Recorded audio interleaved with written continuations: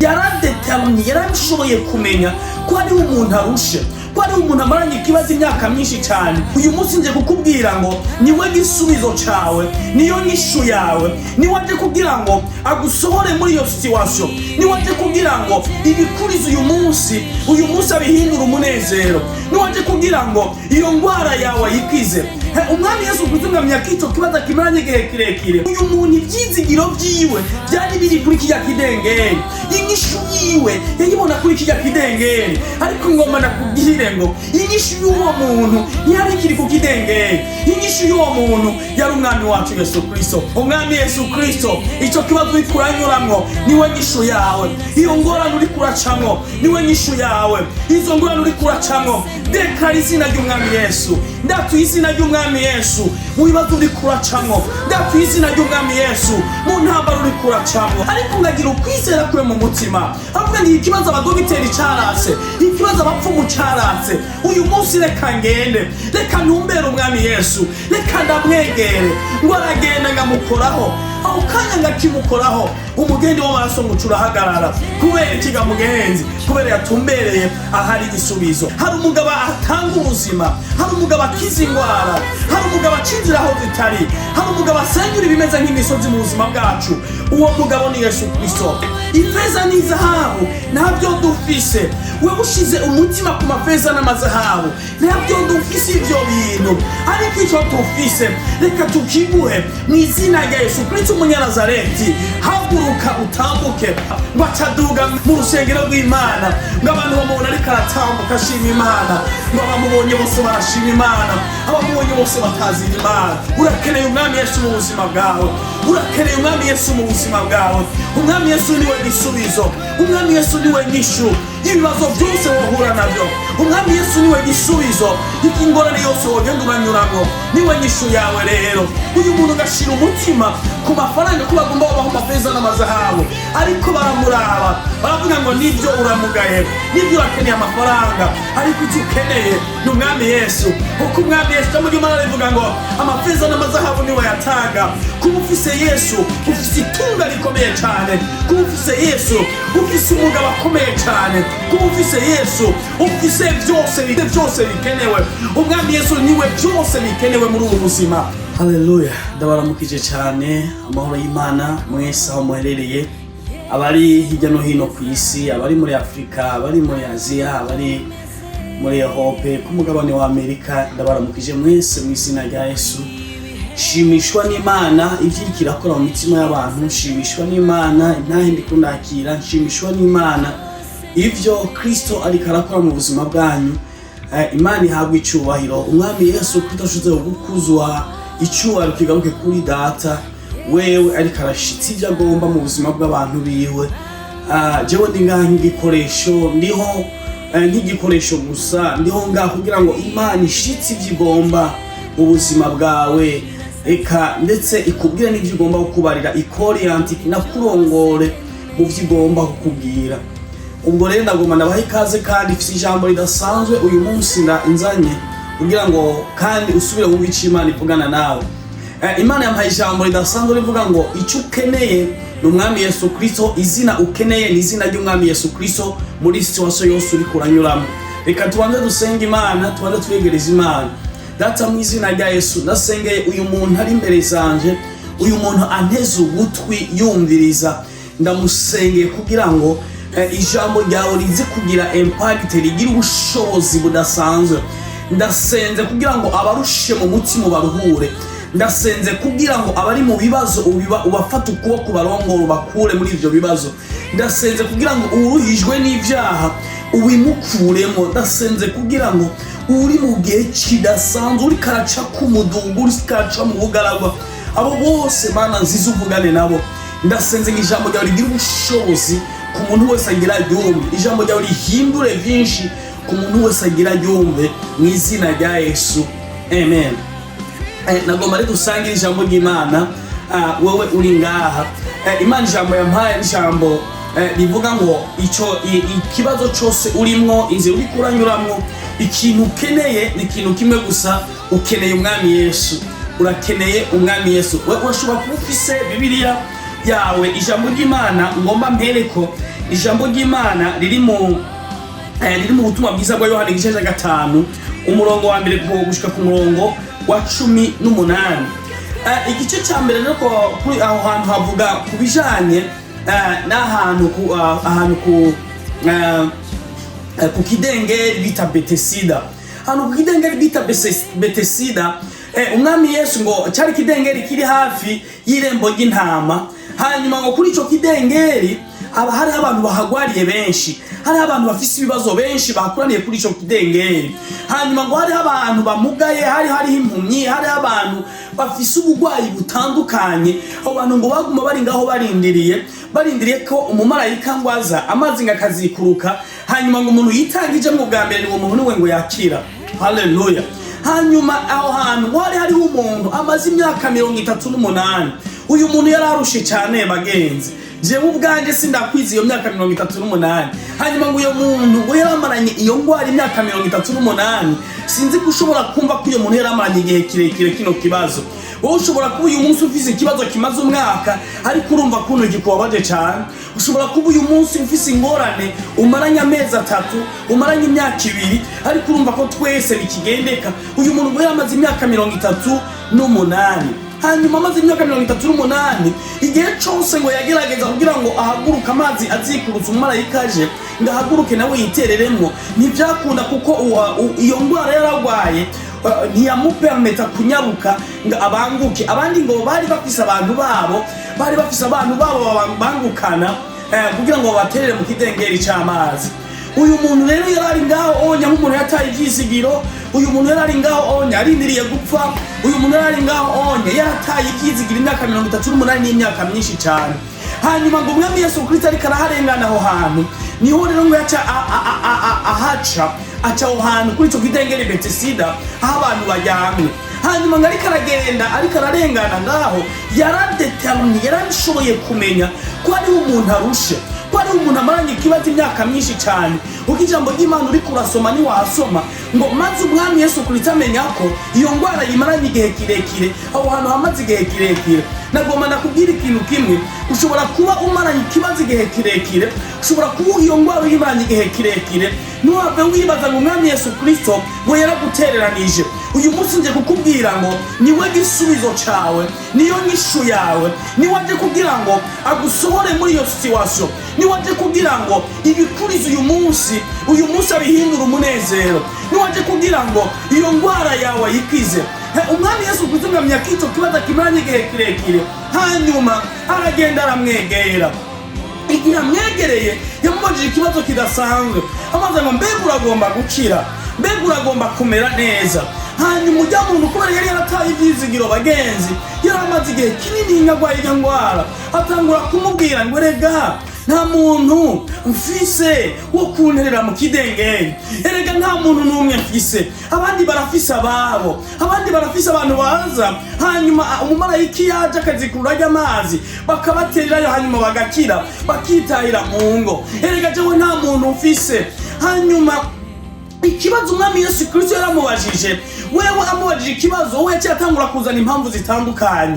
Ikindi kintu naco tubona, uyu muntu ivyizigiro vyiwe byari biri kuri kijya kidengeri, inyishu yiwe yayibona kuri kijya kidengeri. Ariko ngomba nakubwire ngo inyishu y'uwo muntu ntiyari kiri ku kidengeri, inyishu y'uwo muntu yari umwami wacu Yesu Kristo. Hanyuma Yesu aramubwira ngo haguruka wikorere ikirago cyawe wigire.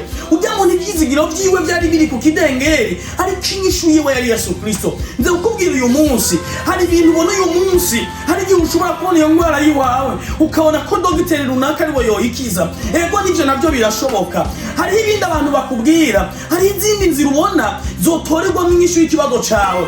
Hari ukundi kuntu ubona umubabaro umaranye iminsi, urugo rugomba rusambuke, ibibazo biriko biriyongera ku kazi ukora. Hariho muri situation uyu munsi uganiwemwo, hari izindi nzira ubona abandi batora inyishu. Ariko nje kukubwira ngo umwami Yesu Kristo ico kibazo uri kuranyuramwo niwe nyishu yawe. Iyo ngorane uri kuracamwo niwe nyishu yawe. Izo ngorane uri kuracamwo dekara izina ry'umwami Yesu, ndatuye izina ry'umwami Yesu mu bibazo uri kuracamwo, ndatuye izina ry'umwami Yesu mu ntambara uri kuracamwo. Haleluya. Uyo muntu ivyizigiro vyiwe vyari biri kuri kiya kidengeri, ariko byukuri si inyishu yariri. Inyishu yiwe yarinde yari umwami Yesu Kristo. Ndakubwira ngo inyishu yawe ni umwami wacu Yesu Kristo. Haleluya. Ikindi kintu dushobora kuraba, uri kurabona muri Luka igice 8:43 gushikina n'8, uhasanga umugore yaramaranye igihe ingwara imyaka 12. Uyo mugore yaragwaye ingwara yo kuva amaraso, ingwara y'umutima yo kuva amaraso. Hanyuma ngo sinzi mu gifaransa imba bayita hemorrhage, yava amaraso ibaza imyaka 12 bagenzi, imyaka 12. Uyo muntu rero mwere yaramaze utuntu twiwe ngo yashora ibintu vyiwe bijana higa no hino kugira ngo arabe ko iyo ngwara yokira, ariko iyo ngwara iranka gukira, ariko iyo ngwara irananirana pe. Abo bantu bagerageje higa no hino ariko ngo biranka. Ushobora kuba nawe waragerageje ugashira inkoko yawe umupfumu, ugashira ibintu vyiwe abantu runaka kugira ngo urabe ko ingwara umaranye iminsi ngo aribo boyikiza, ariko nje kukubwira ngo aho sihinyishiri. Uyu mukenyezi ngo amaze kubona ko utwe twose twaheze, igihe kimwe ngo agenda aribaza ngo jewe n'ibinabereye ko uyu mwami w'abami Yesu jewe no musaba ankize. Ashobora kuba yarateye ishishi, ashobora kuba vyukuri yarateye atari kuronka access yo gushikira umwami Yesu. Uyu mukenyezi ngo yibwira ku mutima avuga ngo nubwo nokura ku buyonga bw'impuzu ziwe gusa ngo jewe nokira, kubera inyishu yiwe yari yamaze kumenya ngo naragerageje higa no hino biranga, ariko uyu munsi reka ngerageze ku mwami Yesu Kristo. Narumvise ko akiza. Hanyuma ikindi gitangaje cyane, uyu Yesu Kristo nisho yaragiye gukiza umukobwa wa Yayiro, ngo yari yacikanye. Bivuga ngo uyu mukenyezi yari mu rutonde rw'abantu bari kugirirwa neza, yari mu rutonde rw'abantu umwami Yesu Kristo yari gukiza, ariko ngagira ukwizera kwe mu mutima avuga ngo ikibazo abadogiteri carase, ikibazo abapfumu carase, uyu munsi reka ngende, reka ntumbere umwami Yesu, reka ndamwegere. Ngo aragenda ngamukoraho, aho kanya ngakimukoraho umugende w'amaraso ngucurahagarara. Kubera ikiga mugenzi, kubera yatumbereye ahari igisubizo. Nagomba nakubwire ushobora kugerageza gutondera inyishu hirya no hino, ariko hari umugabo atanga inyishu, hari umugabo atanga ubuzima, hari umugabo akiza ingwara, hari umugabo acinzira aho zitari, hari umugabo asenyura ibimeze nk'imisozi mu buzima bwacu. Uwo mugabo ni Yesu Kristo, uwo niwe mwami w'abami, niwe naje kukubwira uyu munsi. Uri kurasoma mu gitabo cy'ibyakozwe n'intumwa igice cya 3 ugasoma uhereye ku murongo wa mbere, uhabona inkuru nziza cyane, inkuru ya Petero na Yohana ngo bariko baragenda gusenga ku gihe cy'isaha 9. Igihe ngo bariko baragenda ngo basanze umugabo ari ku irembo asegerereza. Hanyuma ngo uyo muntu ngo bamutora mu gitondo, abiwiwe ngo bakamushira kwibarabara, hanyuma ngo agasegereza ku mugoroba niho baza kumutora. Ico gihe rero yari ngaho onya ategereye ku ishengero, aho hantu ku ishengero kugira ngo ategere abantu bagiye gusenga abasabe abasegerereze. Hanyuma ngo ico gihe ngo ahanga amaso Petero na Yohana agira ngo hari ico bamuha. Petero na Yohana bamutumbereye baramubwira ngo he twitegereze n'uturabe, hanyuma nawe arabaraba. Hanyuma baramubwira ngo twebwe ifeza n'izahabu ntabyo dufise, wewe ushize umutima ku mafeza n'amazahabu ntabyo dufise ivyo bintu, ariko ico tufise reka tukiguhe mu izina rya Yesu Kristo umunyanazareti, haguruka utambuke. Hanyuma Petero ngamufata ukuboko kw'iburyo ngo aramutambukisha. Uyo muntu ngaba muzima ngo ataduga mu rusengero rw'Imana, ngo abantu bamubona ariko aratambuka ashima Imana, ngo abamubonye bose barashima Imana, abamubonye bose batazira Imana. Nagomba nakubwire ngo uyu munsi ushobora kubura ahantu inyishu y'ikibazo cyawe uyibonamwo ko ari uko woronka akazi, inyishu y'ikibazo cyawe uyibona ko ari uko wewe woronka amafaranga, ariko nagomba nakubwire ngo urakeneye umwami Yesu mu buzima bwawe, urakeneye umwami Yesu mu buzima bwawe. Umwami Yesu niwe gisubizo, umwami Yesu niwe nyishu. y'ibibazo byose wohura navyo. Umwami Yesu niwe gisubizo y'ingorane yose wogenda uranyuramwo, niwe nyishu yawe rero. Uyu muntu gashira umutima ku mafaranga ko bagomba babaho amafeza n'amazahabu, ariko baramuraba baravuga ngo nibyo uramugaye, nibyo urakeneye amafaranga, ariko icyo ukeneye ni umwami Yesu. Uko umwami Yesu cyangwa Imana rivuga ngo amafeza n'amazahabu niwe yatanga. Kuba ufise Yesu ufise itunga rikomeye cyane, kuba ufise Yesu ufise umugabo akomeye cyane, kuba ufise Yesu ufise byose bikenewe. Umwami Yesu niwe byose bikenewe muri ubu buzima. Nicyo nagomba ndakubwira, nagomba ndakubwire ngo niba utarakira umwami Yesu mwakire. Niba nawe umufise ntagutega ubwoba n'ibibazo, ntagutega ubwoba n'iyo ngwara. Iyo ngwara nawe hagarara uyibwire ngo numvise naragerageje hirya no hino, ariko numvise ko inyishu yanje ari umwami Yesu Kristo.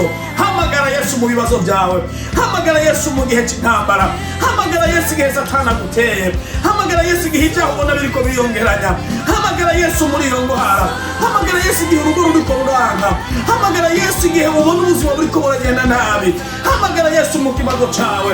Umwami Yesu ni hari gahugirire neza. Umwami Yesu yama yiteguye kugira ngo akwishure. Igihe kimwe umwami Yesu yaserutse aseruka ngo ku mazi ariko atambukira ku mazi, abigishwa bari mu gahato ngo bagira ubwoba bibaza ngo ni igihume. Ariko arababwira ngo erekana jewe. Petero aravuga ngo nyamba ari wowe nyemerera nze, aramubwira ngo nuko ngwino. Petero aratambuka, ariko igihe yari karagenda ataramushikira, kumbura imipfunda yaraje atangura kugira ubwoba. Akuye amaso kuri Yesu ibibazo biriyongeranya, aca aratangura ngo gucokera, maze umwami Yesu amufata ukuboko. Njya kukubwira ngo hanga amaso Yesu, ntaguhanga amaso abantu. Rimwe na rimwe hari igihe tunyura mu bibazo motife tukavuga ngo ni naka ni wambereye mubi, naka ni we mwasi wanje, ibi bintu biriko biraba kubera naka. Yakuzana impamvu z'abantu bw'ibi, yakuzana impamvu runaka. Inyishu yawe ni Yesu, niwe nje kukubarira, niwe nje kukubwira ngo utumbere, niwe gisubizo cawe. Mbega ubuzima bwawe buriko burayumbagirika, hamagara Yesu. Mbega urugo rwawe ruriko ruracamwo intambara, hamagara Yesu. Mbega ubushomeri burakurembeje, hamagara Yesu. Mbega ibyaha biragutsinze, hamagara Yesu. Mbega ubona hari ibintu biriko biragenda nabi, hamagara Yesu. Mbega ubona uragwaye uri ku musego, umwami Yesu agukize, umwami Yesu akureho iyo ngwara. Mbega uriko uraca mu biki, hamagara Yesu. Niwe gisubizo mugenzi, niwe nzira y'ukuri, niwe bugingo, niwe atanga amahoro, niwe atanga umunezero, niwe atanga ubuzima. Hamagara Yesu rero hamagara Yesu mu bibazo byose, hamagara Yesu mu buzima bwawe, hamagara Yesu mu rugo rwawe, niwe gisubizo. Hamagara Yesu mu kazi kawe, niwe gisubizo. Biriko biragenda nabi ku kazi, hamagara umwami Yesu Kristo. Niwe ashobora gutanga amahoro, niwe ashobora gutunganya ibintu, niwe ashobora gucecekesha ibyari biguhagurukiye. Muhamagare rero, arakugirira neza. Umuntu agwaye uriko urahanyumviriza, nagomba ndakwereka yuko umwami Yesu akomeye, nagomba ndakwereka yuko umwami Yesu agishoboye. Niba ugwaye uriko urahanyumviriza, reka nagusaba ikintu kimwe, raba ahantu uja, raba ahantu hagarara aho nyene uri. Niba uri mu nzu, niba uri kurakora akazi, niba hari ugwaye, hagarara aho hantu uri. Niba ufise umuntu aguhaye, nawe ntacu hagarara aho hantu uri. Ngomba ndakwereke ko umwami Yesu ashoboye, ngomba ndakwereke ko umwami Yesu Kristo ashoboye byose. Haleluya. Niba ugwaye, fata aho hantu ugwaye, fata n'ukuboko kw'iburyo, fata aho hantu ugwaye fata aho hantu ugwaye Yesu agukize, fata aho hantu ugwaye Yesu agutabare, fata aho hantu ugwaye nawe niba uri kuranyura mu bibazo bikomeye cyane, ubone warabuze inyishu, ubone umenga uri mu gipfungu, ubone umenga uri mu ishamba rinini, nagomba ndagusaba ikintu kimwe, nagomba ndagusaba ikintu kimwe. Hagarara ahantu, tariki ikiganza cyawe, tariki ikiganza cyawe. Nagomba ndakwereke yuko umwami Yesu Kristo ashoboye. Ngomba senge iyo ngwara igende, ngomba senge icyo kibazo kikuveho. Ngomba ndakwereke izina ry'umwami Yesu, ni izina rikomeye cyane, ni izina rikiza ingwara, ni izina ritabara abarushe, ni izina ribohora ababoshwe, ni izina ryaje kugira ngo rigobotora abari mu minwe y'umugwanizi.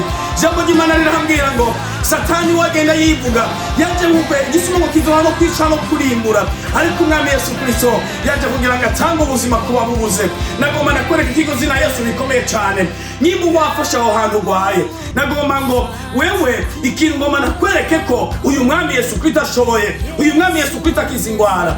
Fata aho hantu urwaye rero. Nimba ufise umuntu agwaye, tari ikiganza cawe c'iburyo, nimba uriko uraca mu bibazo, nawe ugomba kubona ko umwami Yesu Kristo ashoboye byose. Tari ikiganza cawe, ushobora kuba uri aho hantu ku kazi, ushobora kuba uri mw'ibarabara uriko uragenda, ushobora kuba uri mu cumba cawe, ushobora kuba uri mu modoka. Tugomba dusengere hamwe. Ndatuye mu izina rya Yesu, wangwara we, sohoka uve muri uyo muntu. Ndadekaraye gukira utakigaruka ukundi mu izina rya Yesu. Sohoka muvemwo, sohoka muvemwo, sohoka utakigaruka ukundi. Ndakwirukanye mu izina rya Yesu. Ndasengeye umuntu ari mu kibazo, ikibazo amaranye igihe kirekire. Ndadekaraye Yesu bohora uyu muntu, Yesu bohora uyu muntu, Yesu bohora uyu muntu, Yesu bohora uyu muntu. Uyu muntu afise amaganya, nawe ndavuze ngo akira amahoro. Uyu muntu abuze umunezero, ndatuye ngo akira umunezero mu izina rya Yesu. Iri zina rya Yesu rigutabare, iri zina rya Yesu rikubohore. Ndadekara intsinzi ku buzima bwawe mu izina rya Yesu. Wewe muntu wari umaze igihe kirekire ubuzima bwawe buboheye ahantu kubera ibyaha uri kuragenderamwo, ndagusengeye mu izina rya Yesu. Akira umwami Yesu, akira umwami Yesu.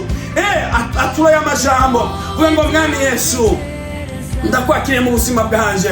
Ndasavye imbabazi ibyaha nagendeyemwo, ndasavye amaraso yawe anyoze antunganye. Gendana nanje ubuzima bwanje bwose. Ndaguhaye kazi umbere umwami n'umukiza bw'ubuzima bwanje gushika iminsi yose nzomara ndi kw'isi. Urakoze, ndagushimiye. Nemeye kugendana nawe, nemeye kugukurikira ubuzima bwanje bwose. Urakoze wankurikiranye. Umwami Yesu Kristo akugirire neza. Hanyuma wowe wakize ingwara ugende gushima Imana. Hanyuma wowe nawe Imana yerekanye yakuye muri ico kibazo ugende ushima Imana. Umwami Yesu Kristo umutangaze. Imana ibahezagire, Imana ibatabare, Imana ibabohore, Imana yigaragaze mu buzima bwanyu. Umwami Yesu Kristo abahezagire cyane. Murakoze rwose, urakoze data ko ari kumwe natwe. Urakoze ku bantu ukijije, urakoze ku bantu bohoye, urakoze ku bantu ukuye mu byaha, urakoze ku bantu Mana nziza uhaye umunezero, urakoze ku bantu ubotoye mu minwe y'umuguhanizi ukabashira mu kibanza cyiza. Urakoze, ndagushimiye mwami Yesu Kristo. Icubahiro gisubiri wawe, amashimwe agaruke kuri wewe mu izina ryawe Yesu Kristo. Amen.